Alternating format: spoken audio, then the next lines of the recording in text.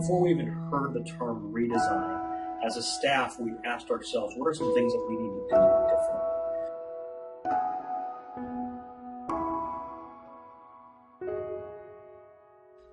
We looked at our data. We talked about our feelings, how we felt about things.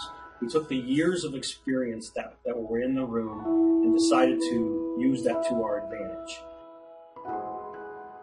After that, we decided there were some more things that needed to be more systematic. And when we did that, we needed to get out some surveys and find out what gaps right now do we have in our education, what are we doing well, and where does HMHS want to be in the future.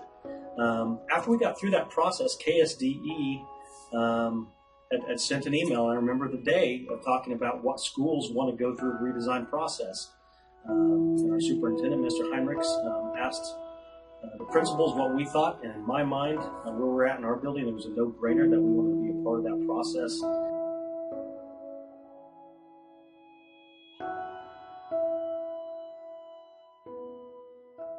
Our why in this redesign process is that we want our students to love learning and be excited about life. We feel that when we have a picture for our students, we want to see them just be excited about every day coming and spark that love for digging deeper. And those things, if they find a passion and love for learning, those things will continue on to whatever career field that they go into. We know that has a huge impact on their future, and so we want to help spur that on or ignite that in them to love learning, and then we want them to be excited about life, excited about their opportunities that they have now, and providing those some amazing opportunities for them, but also excited about what's the future. As we went through the process with our teachers, after lots of conversations and surveys and compiling that data and looking at it, it really fit into 4 different areas. But originally we had actually 23 total ideas that we wanted to look at changing. The ones that we decided were the most important were project-based learning, social emotional needs of our students, community engagement, really ramping that up, and then a schedule that will allow for all of those things to take place at the same time.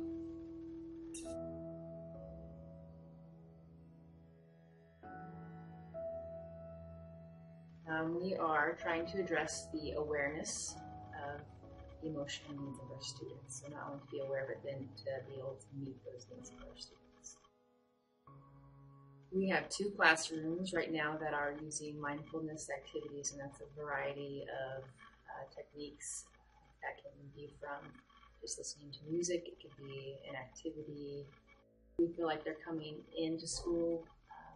Some of them are coming out of chaos at home, and just giving them that chance to calm down and be ready for it. I try to do different, like a variety of options so that different kids can connect with different activities. And one of them that I did today, I like to have background sound and also something on the screen so they can shut their eyes if they want to, or that they can look at the screen and there are no background sounds that get in the way, someone coughing, hallway noise. And this was just trying to get them to clear their minds, and if any thoughts popped up, that they just let them go and just try and completely clear their minds. It centers the students so that they are not focusing on lots of little things, but focusing on that one piece of information right now, so that it kind of gets on an even keel to start off.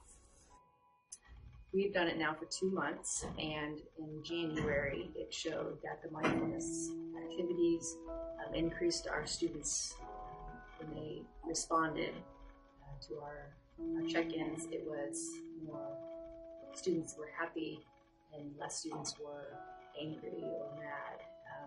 Now in February, the data has actually been a little bit opposite, and looking at the reasons why they chose to check in the way they checked in, a lot of our students are reporting that they're tired.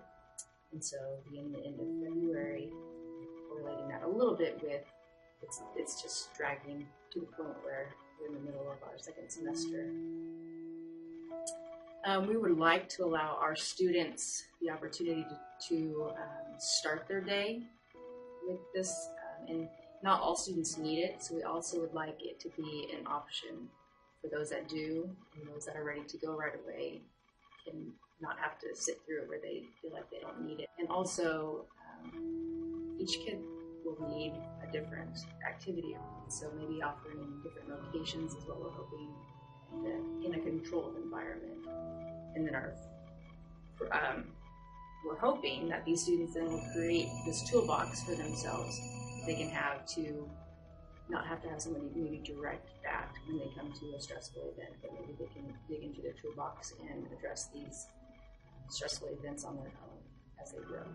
I think the big barrier is the schedule that it's cutting into the instruction time of our first hour class, and it's not only first hour that kids need this time. So maybe to offer some of that throughout the day, that they would have the option to seek that out if they needed that throughout the day and not just the first hour.